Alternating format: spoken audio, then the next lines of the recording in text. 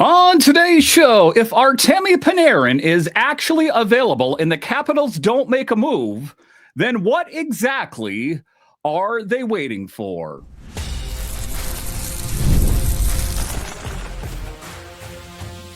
Your Locked On Capitals, your daily podcast on the Washington Capitals. Part of the Locked On Podcast Network. Your team every day. Well, hello and welcome into this edition of Locked On Capitals, part of the Locked On Podcast Network, your team every day. My name is Dan HOLMI. I've covered the Capitals for the past 4 seasons for Locked On and various other outlets before that. I'm also the host of the weekly show called The Capitals Minutecast, available wherever you find your podcasts. And as always, I want to thank you for making this your first listen of the day and for making Locked On the #1 sports podcast network. In this edition of Locked On Capitals, we talk about the Capitals as they prepare to take on the Vancouver Canucks tonight. And what better way to get back in the win column as Vancouver is reeling? And if the Caps don't take advantage, well, that is on them. A bit later in the show, we'll talk about the struggles in Hershey are similar to the struggles in Washington. Hershey mirrors the Capitals. Talent is there, effort is there, but consistency still isn't. But just to get it going here, this is the big story. This is the player I believe the Capitals should push all of their chips in on. Listen, we want to talk about struggles in goal scoring. We want to talk about a dynamic player that could truly help elevate this team. Then I think Artemi Panarin is just that player. Now, if you are an everydayer, a part of the Everydayer Club, you know I have spoke about him on here before. But when you start to think about it, kind of drill down and think about how exciting would it be, for example, to have a guy like Artemi Panarin and Alex Ovechkin on the same line together. So exciting. So let's revisit that and talk about it, as for me, I think he's kind of one of the front runners for that. Now, and a lot of people are going to say, Dan, the age, and will he ultimately want to come here as he has the ability to reject teams that he wants to go to? I'm saying that if he is all in, the Capitals would be foolish not to. So let's not overthink it, because sometimes the league hands you a moment and you either take it or you regret it in 5 years. This could be Alex Ovechkin's final season in the NHL, his final season as a Cap. And if Artemi Panarin is actually on the table, I mean actually, then the Capitals have got to be aggressive. No check-in, aggressive. Not monitor the situation, aggressive. I'm talking push the chips all in. Because at the end of the day, what are we waiting for? You know, I think I was one of the first covering the Capitals to talk about and push the panic button. You know, not something I necessarily pride myself in, but I saw this coming like a car wreck coming down the road. That people kept saying, you know, that they're going to turn it around. They're going to turn it around. And here we are, right up on the car accident, and Chris Patrick has done nothing. And why this is interesting and more possible than I think it has been before is that the Rangers understand that they're no longer in it, that they will, as a matter of fact, be sellers and not buyers. And the Rangers, well, they've been to this dance before, you know, and you could talk about, you know, the GM, you could talk about the turnstile at the head coaching position, that the players, you know, that at one time were the key pillars of the New York Rangers organization are no more. Zibanejad will be on the move. Panarin, I think, will be on the move. And the Rangers have basically told you who they are. They released a statement prepping fans. They're signaling sellers. And most importantly, they've made it clear that Panarin is not getting an extension. And Panarin has, tossed around the idea that he would like an extension, but it does appear as though the Rangers are not interested. They want young players in return. They're all about the next phase. And it's interesting, as long as I've done Locked On Capitals, I've had this story before around the Rangers that they have rebuilt with success before. So they know what they're doing here, but I think that they're at this juncture. It doesn't seem like it was that long ago that they were President's Trophy winners, but they are where they're at, and the Capitals need to make the most of this opportunity. So when I'm saying that Panarin is not getting an extension, according to the New York Rangers, that's not noise. That's direction. And when you listen to the different beat writers that cover the Rangers, Vince, I'm going to not, probably pronounce his name the best, but Morcaliano, the Capitals are right there with Colorado as a front runner. But here's the thing, in this matters, the Capitals are better positioned. And how great the Avalanche are playing this year. The Capitals got done playing them here recently, and they didn't fare too well. How much better would Colorado be with an Artemi Panarin stacked beyond stacked? I think the Capitals are in a better position. They have a deeper prospect pool, more draft capital, all of their first-round picks intact, and actual cap flexibility. Now, when I said the Capitals need to push all of their chips in, that's where things get a little bit dicey, doesn't it? I still don't mean pushing in Hudson.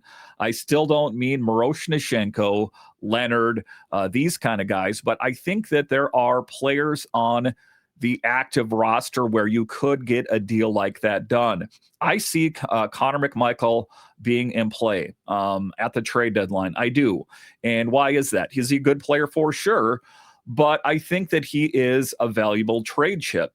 You add Hendrik Slaughter into a bundle deal. You add a Duhaime in there, and then maybe something like that could be facilitated, mix and match. You got Sonny Milano in there, but you need a sweetener. I think Connor McMichael is just that. And, I've heard crazy things. And, crazy to me, I guess everyone's opinion is their own. But, if you guys really want to get serious about being better, then maybe it's a Tom Wilson. I don't think the Capitals want to get that crazy.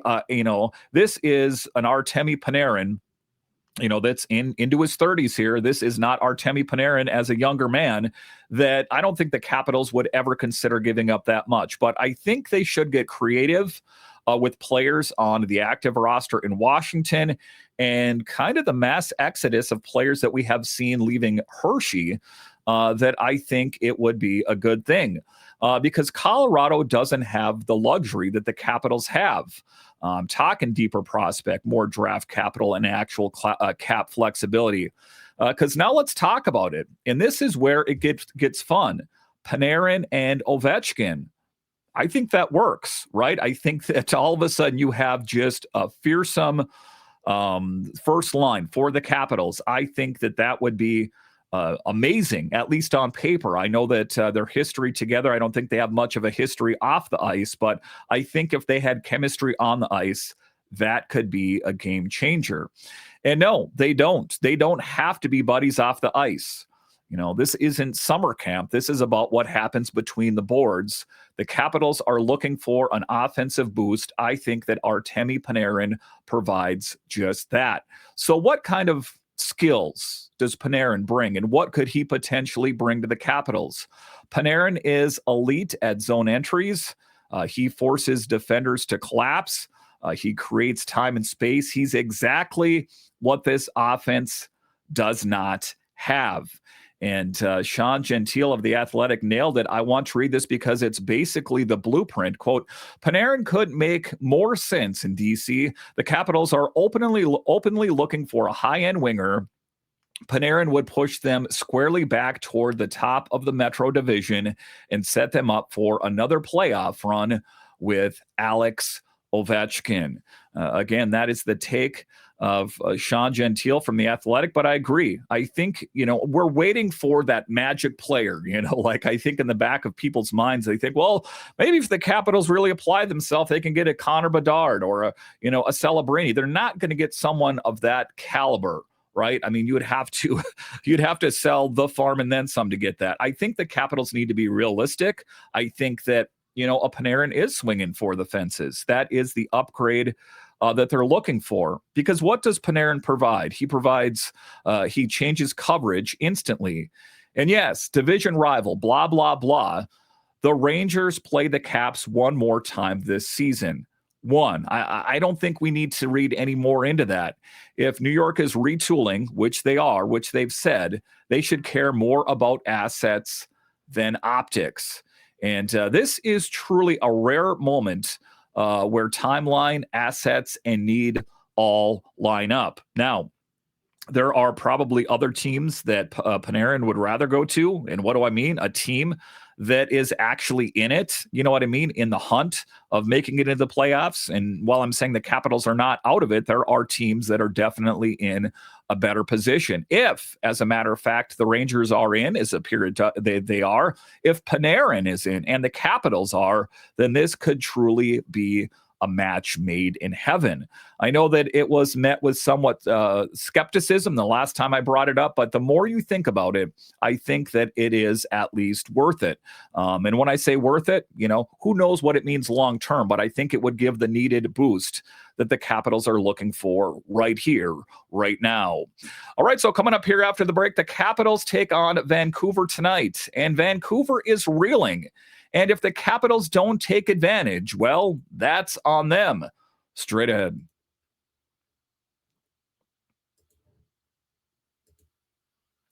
If you've ever hired someone who looked good on paper but wasn't the right fit, you know how important that is. When you have candidates who truly match what you're looking for, trust Indeed sponsored jobs. Hiring Indeed is all you need. Stop struggling to get your job post seen on other sites. Indeed sponsored job puts your post at the top of the page and helps you reach the right candidates faster. Instead of struggling to get your job post seen, Indeed sponsored jobs helps your listing stand out and reach quality candidates faster.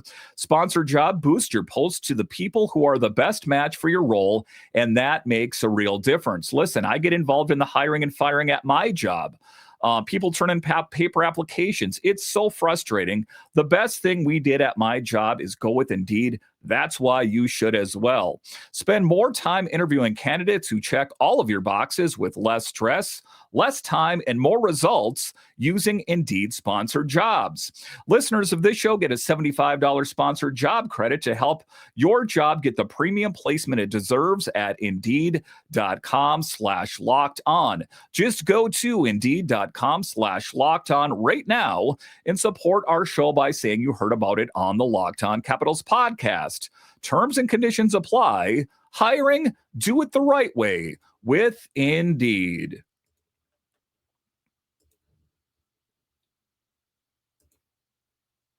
Thank you for making Locked On Capitals your first listen of the day, and thank you for making Locked On the #1 sports podcast network. If you haven't done so already, go to lockedoncapitals.supercast.com. You get access to an ad-free version of this show, compatible with Apple, Spotify, or wherever you find your podcasts. An invite to the members-only Locked On Everyday Club Discord, which also includes a group chat just for Locked On Capitals. That's where you'll find me.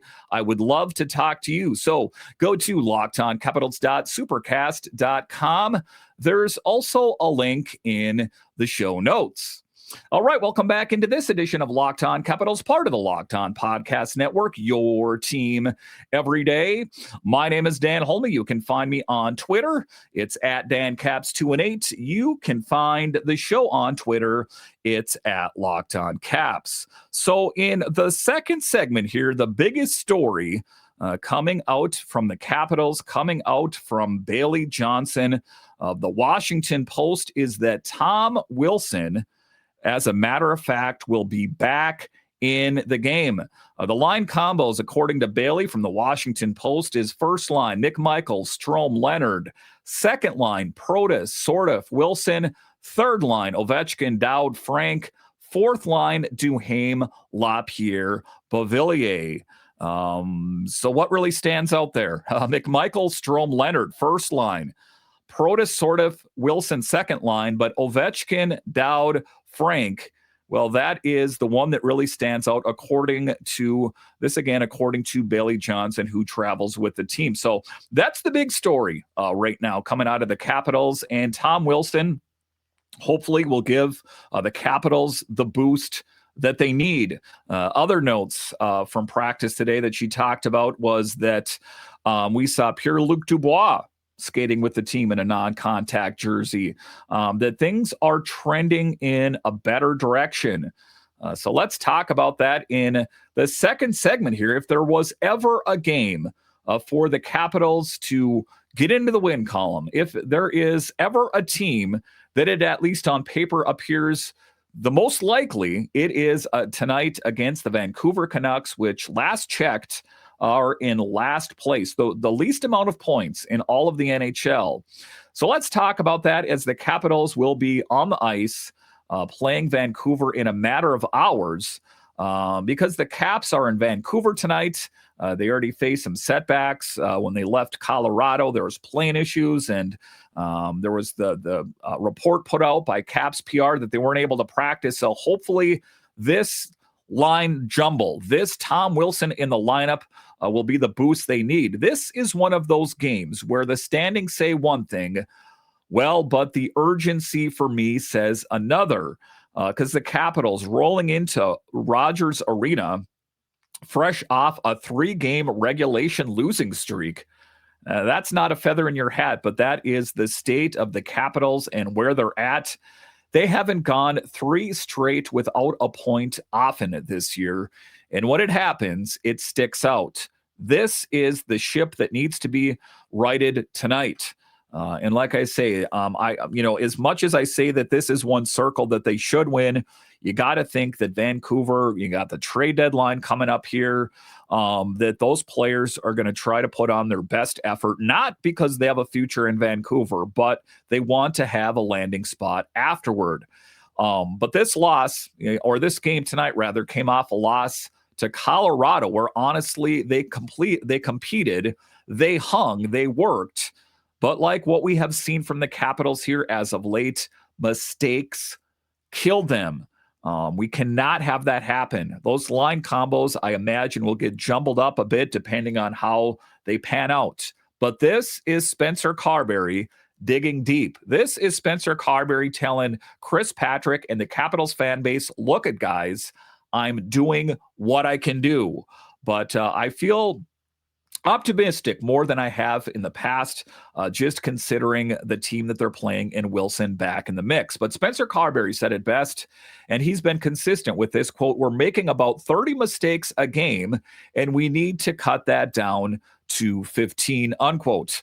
Even less if we possibly can, but I understand the gist of what he's saying, because that's effort, that's execution.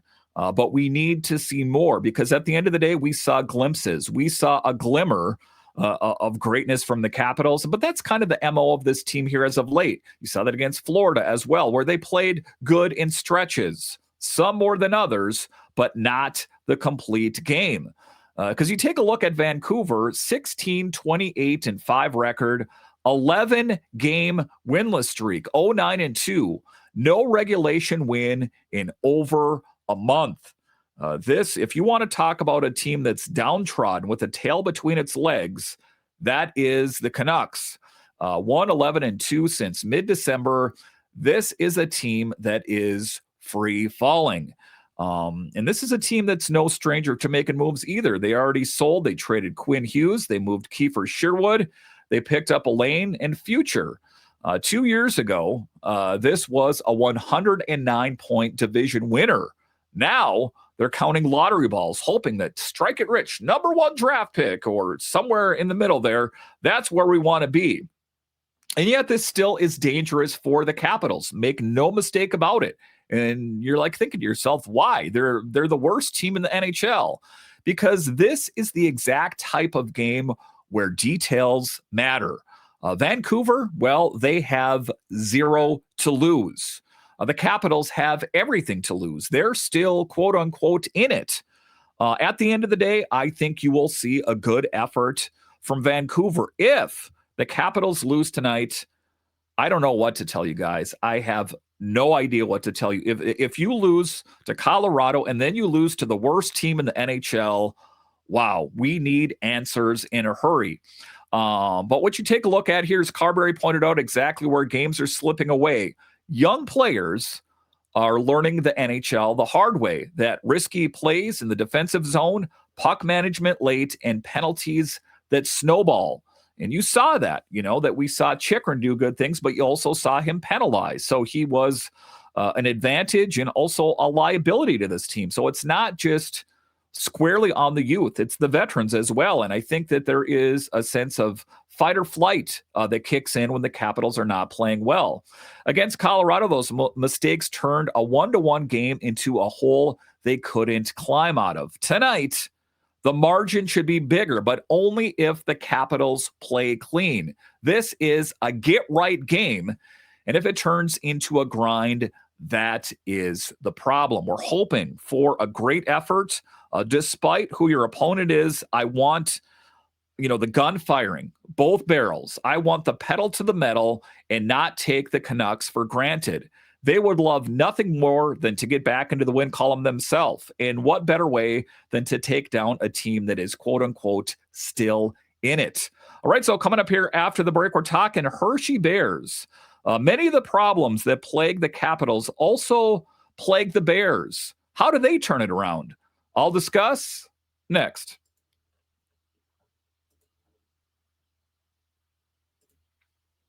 FanDuel is officially in playoff mode. Every game day during the NFL playoffs, FanDuel is giving customers even more ways to get in on the action, because right now, every NFL playoff game day, FanDuel users get a profit boost pack waiting for them inside the app. Every game, you'll see a pack loaded with multiple profit boosts you can apply to the bets you like the most. Open your profit boost pack first thing on game day and see what boosts you want to apply. The boost lets you lean into your game day instincts, whether you're backing momentum, defense, quarterback play, or coaching. Now look, at our regional teams, they're no longer in the playoffs, but you still have vested interest with FanDuel. You make your picks, then apply your profit boost to go after even bigger payouts while the playoffs get rolling. So visit FanDuel, an official sports book partner of the NFL, and grab your profit boost pack every NFL playoff game day.